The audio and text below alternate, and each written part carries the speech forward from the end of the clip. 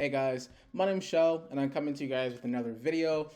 This one's going to be a kind of a collection of videos on the just win mentality and kind of helping out the community with certain cards because there are a lot of new people that don't really understand how certain things work, how some interactions work, and that's not to question their intelligence and things like that or anything like that, but there are some nuances with certain cards that I feel needs to be explained, and I don't really see those videos. So that's what I'm going to try to do. And obviously, you guys can tell me how wrong I am in the comments. That's cool. Uh, but a card that I really want to talk about is Necropotence. So we're going to start on that for this video. Necropotence. It is a 3 mana enchantment that says skip your draw step. All right, we're starting off pretty bad. I don't get to draw cards in my draw step. Oh, it's so crazy. Um, the next line is whenever you discard a card, exile that card from your graveyard. What? That's insane. I don't get a graveyard anymore. Also, a very important piece of text there. We will talk about that in a little bit. Now, the third piece of text is pay one life. Now I have to pay life. You're telling me I don't get to draw, I don't get a graveyard, and I have to pay life? What I gotta pay life for? Well, let's look. Exile the top card of your library, face down. Oh, that sucks. Put that card into your hand at the beginning of the next end step. That's a lot better.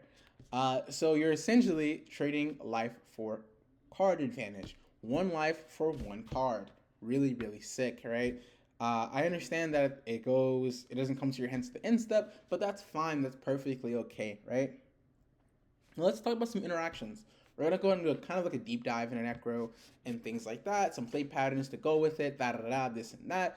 The first thing, let's talk about like casting it. It's 3 black. Where am I gonna get 3 black? Uh, Luckily, not for us wizards, I I typed lucky. Uh, wizards, wizards have given us the tools. Getting out of turn one Necropotence is not difficult at all. It is pretty easy, right? Uh, Granted, you get the cards, right? So Cabal Ritual makes 3 black. How much Necropotence costs? 3 black. Dark Ritual, 3 black. Culling the Weak, at least in this deck, makes 4 black for nothing, right? Rock Slide costs 0. Pay 1, make 4 black, right? All able to cast Necropotence. So casting Necropotence is never really that difficult.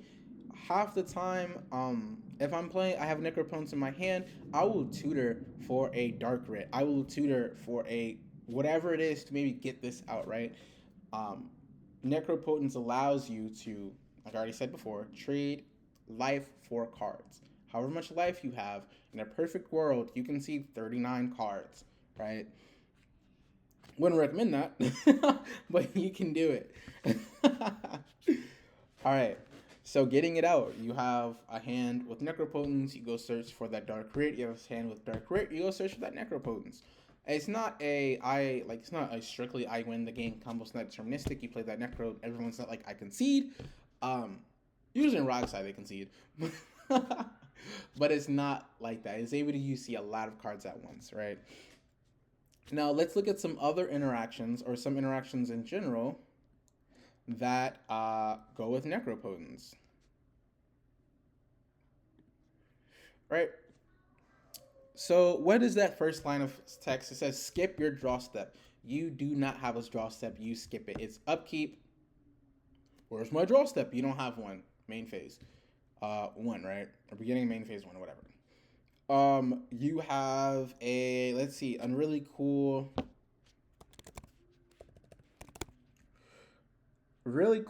interaction is with Mana Vault and Necropotence, right?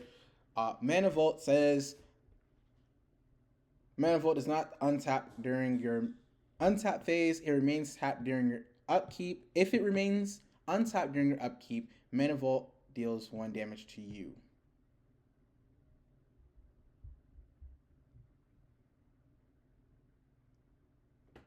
Well then, that's not what. Oh no! Oh no! This video's already turning out really bad. Okay, let's go look what actually winnable. I think that's the original. Like it has this. Not that's not the eroded one. This is the actual. It's been eroded. I'm playing. I have this one. This is the one I have in my deck. I think it's the original one or something. Yeah. Uh oh. Anyway, let's go look at Manifold. The eroded version. Manifold does not untap during your uptap step. At the beginning of your upkeep, you may pay 4 if you do untap Manifold. At the beginning of your draw step, important, if Manifold is tapped, it deals 1 damage to you. Or maybe I'm like a moron. Did I just like. Yeah, I'm not a moron. It just, yeah, it's been eroded to save this. Or if I'm wrong, whatever. I'm sure people will tell me. But essentially, what that means is you don't have a draw step, you don't take that 1 damage, right? That is very, very important.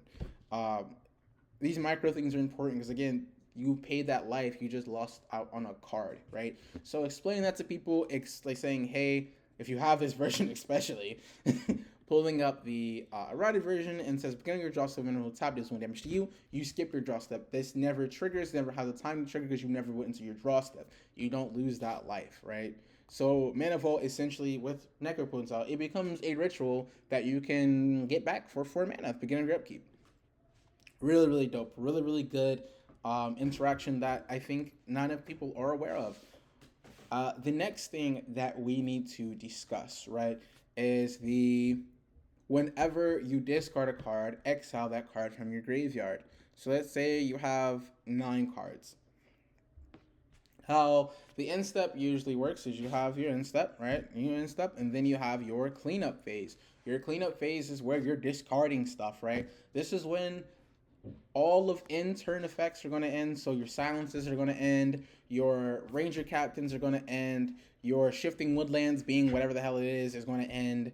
Anything that says end of turn until end of turn, this is where that happens. Like you have different ones that say beginning of end step, right? Those things like necro dominance, those trigger and things like that. But at end of turn, right, like your silence effects and things like that, or this turn, right, those things end there, right? So what's really cool about Necropotence, where usually, and I'll try to explain this as clearly as possible, usually at the end step, right, when you are passing, you're going to your, after everything's been done, there's no other game actions that take place. And this is another thing that I don't think really people understand is when you're changing phases, your essential phases, like say your main phase 1 or any phase, right? There is no end of main phase 1, right? You are in main phase 1, and then when you're done doing your sorcery speed stuff, whatever you want to do, you say, hey, I am moving phases. And I do not see people do this enough. Announce when you are changing phases. When you announce you're changing phases, you're still in phase 1. If Billy Bob wants to, I don't know, cast a worldly tutor for some reason at the beginning of your first main phase, guess what? You get priority back after that spell resolves. You are still in your main phase. You can still do sorcery speed things, right? Very, very important. Now, then you say, I'm going to change again. And if no one has anything, right, priority leaves you, you change phases. In the end step, you have your end step. You can do things that's flash speed. You can no longer do things at sorcery speed. You can do things at flash speed or instant speed. I think it's flash. I don't know which one it's called. But you can do things at instant speed. Other players can do things at instant speed. The very last thing of your turn that happens is cleanup, right? All end turn effects ends, and then you have your discard phase. At this point, normally no one can do anything. Once you go to discard, that's discard in your turn. Bop goes to the next person. But Necropotence said whenever you discard a card, exile the card from your graveyard. So at end step, when you're cutting down, I have 9 cards in hand, I've drawn 7. We all know this. You have to discard. So what I'm going to do, I'm going to show this. I'm going to discard, discard. They go into my graveyard. This would normally be the end of the turn. It would go to the next person. There's nothing else that happens. But Necropotence says, hey, bro, whenever you discard a card into discard, right? We've gotten I think last year or something. We've gotten like what a discard is. A discard is going from your hand to the graveyard. So hand, graveyard. You discard into your graveyard. When you put it into your graveyard, Necropotence has a trigger. It makes a trigger. It says whenever you discard a card, whenever you discard a card, exile that card from your graveyard. So I'm discarding it. It goes to my graveyard. It hits the graveyard. And then Necropotence puts a trigger on the stack for each card I've discarded. So let's say I had like 1,000,000 cards in hand. It will put seven cards that I just discarded. It'll put 7 different exile triggers on the stack, right? So you are no longer under silence. You are no longer under Ranger Captain. You're no longer all those effects have already ended. So at this point, you are free to do whatever you want. You can now cast spells again, right? So if you were to have a, let me see.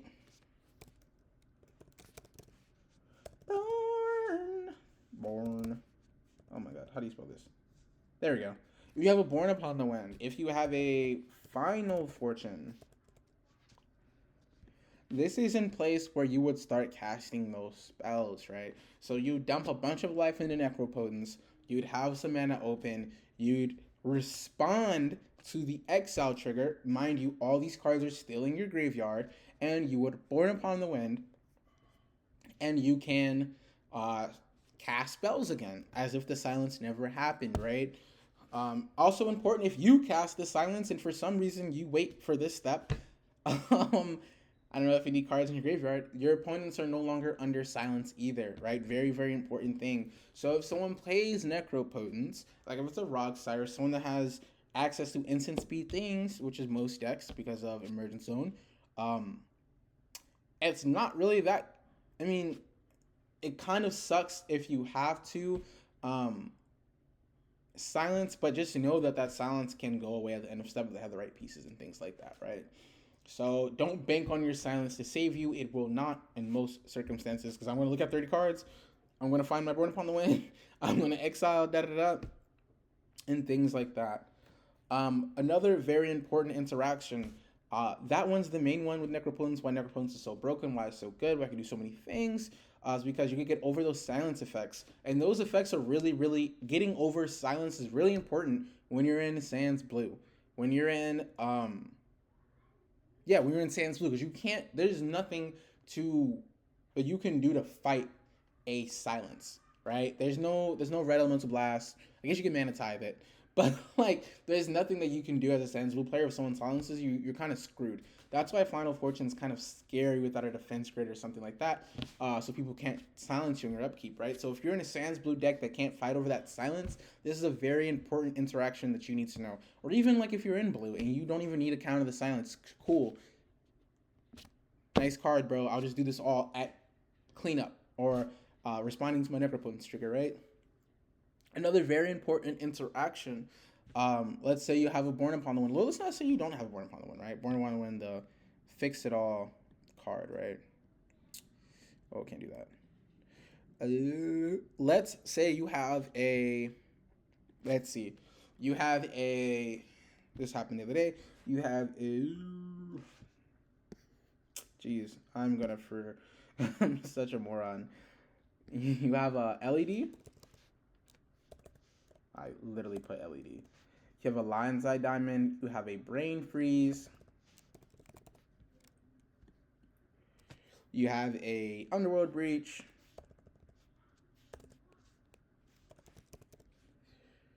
You have an Underworld Breach. You're doing the thing. You have a bunch of cards in hand. You have some cards in graveyard. Let's put some of these things in the graveyard. All right, to start your loop. This isn't super accurate, but pretend you have your Underworld Breach, you have your LED, and you have like Brain Freeze in the graveyard or something, right? So let's say, what does LED say? It says discard your hand, right?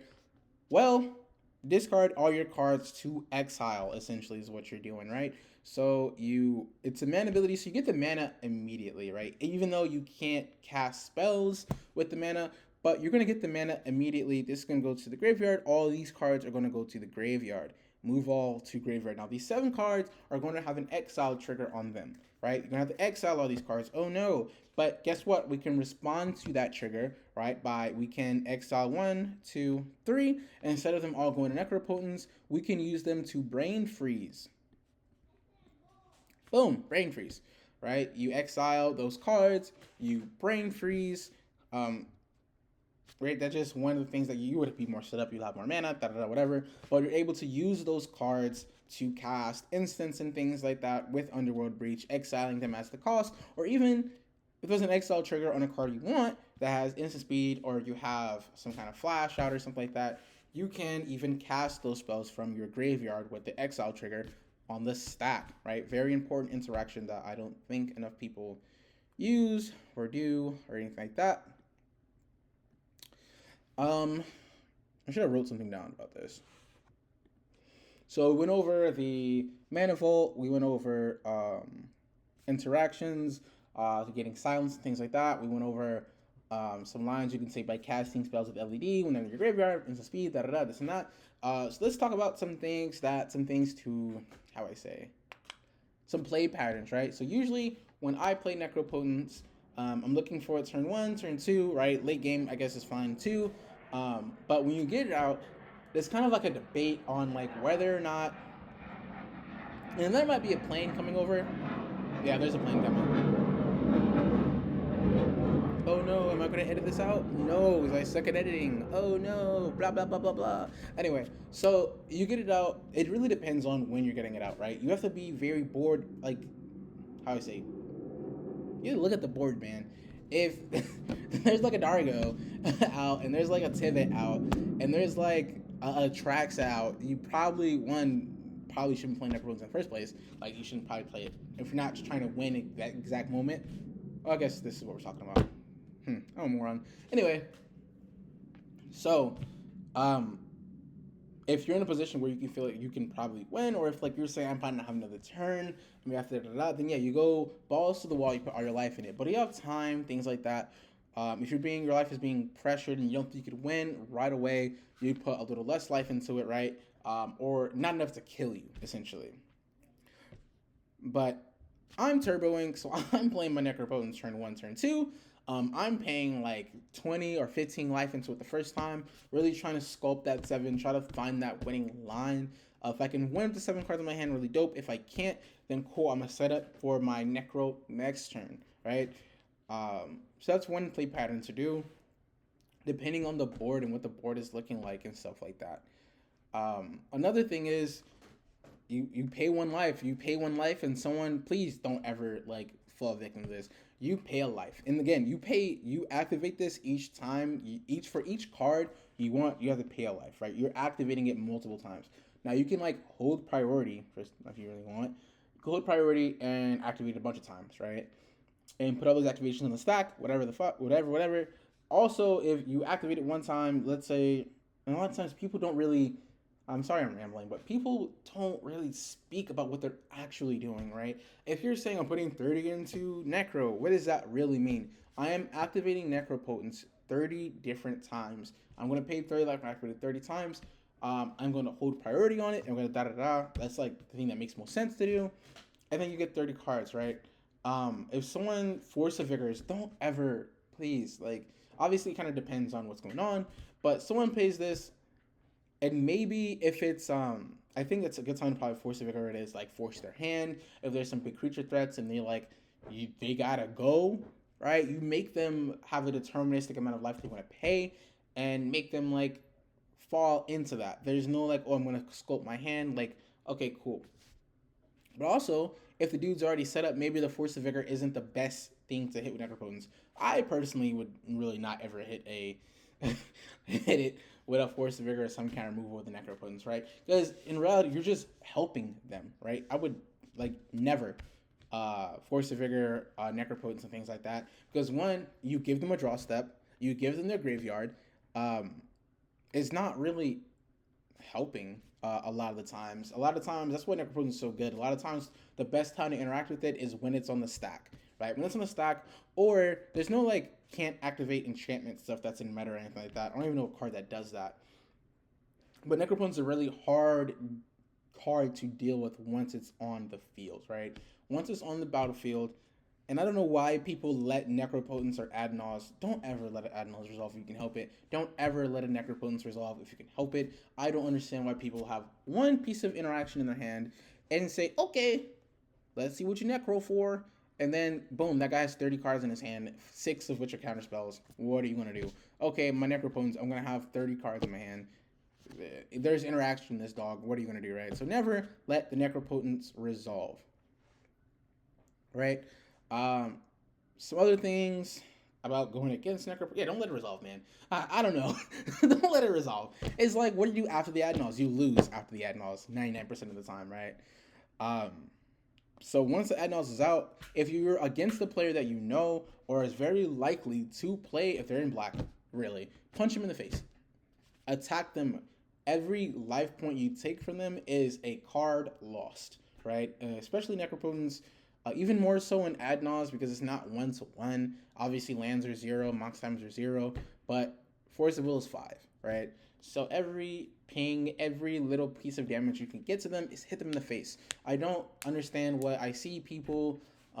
There's a very obvious ad nauseum deck, and then there's a very obvious non-ad nauseum deck. I know how I know is that guy is playing Kennen, or that guy is playing like Thrasios, Rog, right? Like, why are you attacking them? No, life total doesn't matter as nearly as much as the black person playing black. um, very, very important, man. But yeah, that's gonna be it for the vid. I think that's enough information for you. If you guys have any questions about it or anything I didn't cover, you can always just hit me up. I have a great community of guys that know a lot more about Magic than I do. But yeah, let me know, man. I'm gonna press this button. You see this button? That's how I stop the video.